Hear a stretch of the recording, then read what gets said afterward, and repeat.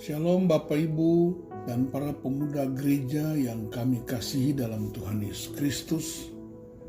Hari ini Rabu 15 Juni 2022, saya Pendeta Nus Liur bersama dengan Ibu Nana Liur mengajak kita untuk bersatu bersama dengan metode 4M. Mari kita berdoa. Ya Bapa yang Maha Kasih, kami mengucap syukur atas anugerah-Mu pada hari ini. Kami rindu berjumpa dengan Bapa melalui saat teduh hari ini.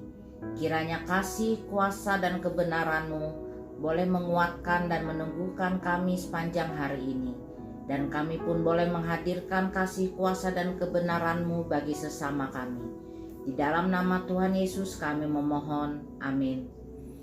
Ayat renungan kita pada hari ini terambil dari bahan Saat Teduh Sinode GKO, yaitu Roma pasal 5 ayat 6 dengan tema Kita adalah orang-orang durhaka.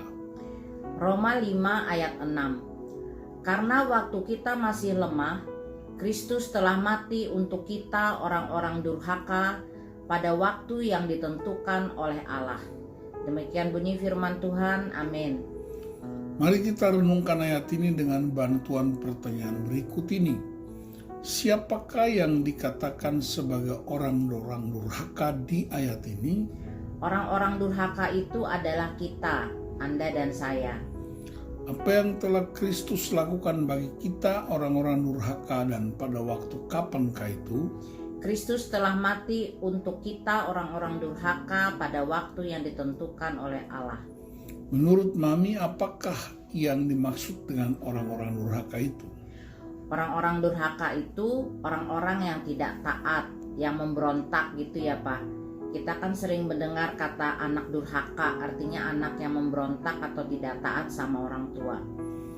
Ya, menurut Kamus Besar Bahasa Indonesia, kata durhaka artinya ingkar terhadap perintah, baik perintah Tuhan maupun orang tua atau otoritas.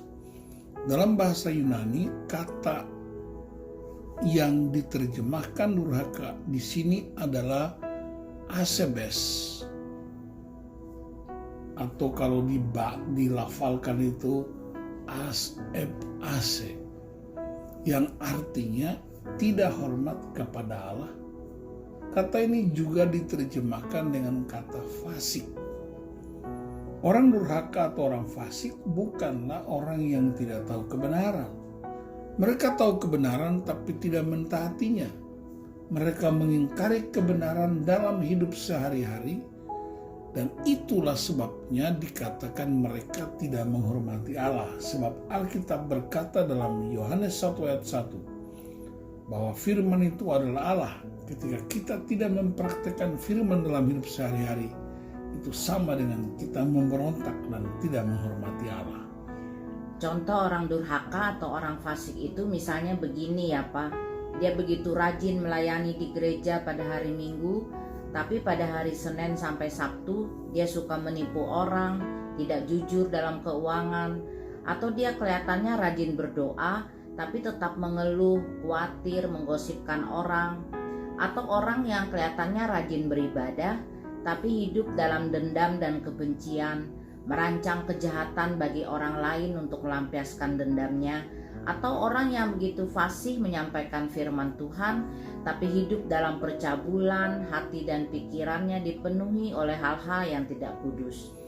Ya, kehidupan mereka itu seperti yang dikatakan firman Tuhan dalam Titus 1 ayat 16. Mereka mengaku mengenal Allah, tetapi dengan perbuatan mereka menyangkal Dia. Mereka keji dan durhaka dan tidak sanggup berbuat sesuatu yang baik.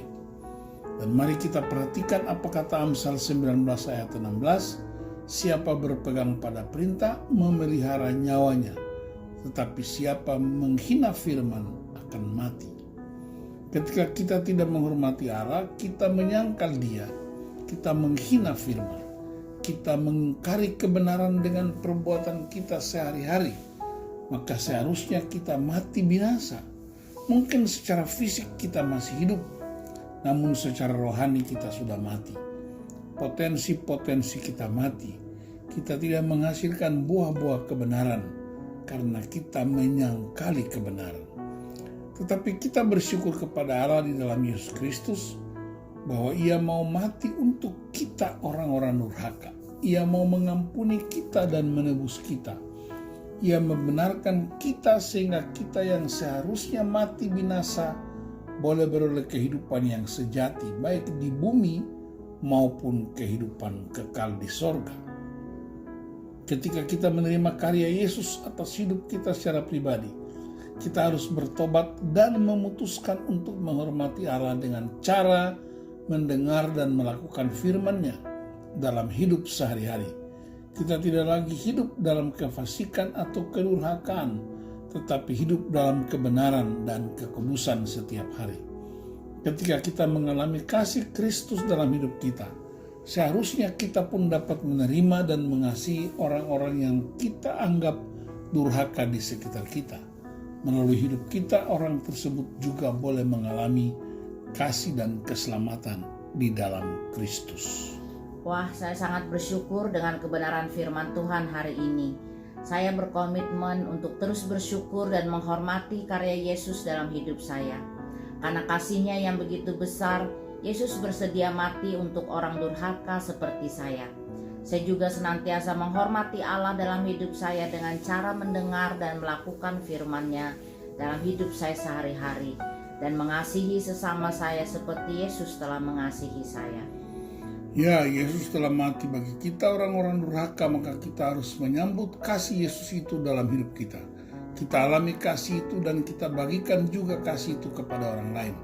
Kita yang sudah mendengar kebenaran firman Tuhan, janganlah kita terus berkanjang dalam kedurhakaan kita, karena ada kematian yang mengerikan dan api yang dahsyat yang akan menghanguskan kita jika kita tidak bertobat. Seperti yang tertulis dalam Ibrani 10 ayat 26 dan 27.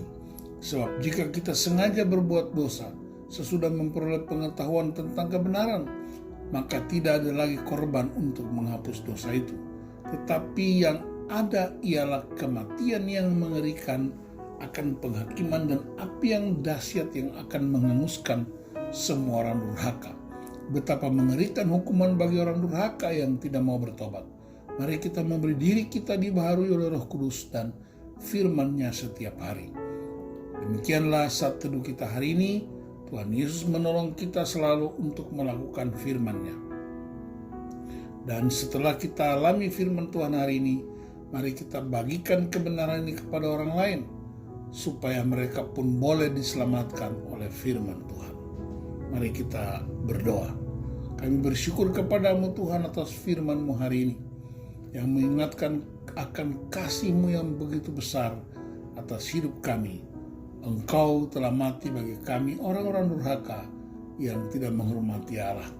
Tolonglah kami ya Roh Kudus, agar kami boleh meninggalkan kedurhakaan dan kefasikan, serta hidup dalam kekudusan dan kebenaran setiap hari. Tolonglah kami ya Roh Kudus, agar kami dapat menjadi terang dan garam bagi kedurhakaan dan kefasikan di sekitar kami. Melalui perkataan, sikap, dan tindakan kami sehari-hari, kami boleh membawa orang-orang kepada ketaatan akan kebenaran-Mu. Di dalam nama Tuhan Yesus Kristus kami mohon. Amin. Shalom semua, Tuhan Yesus memberkati.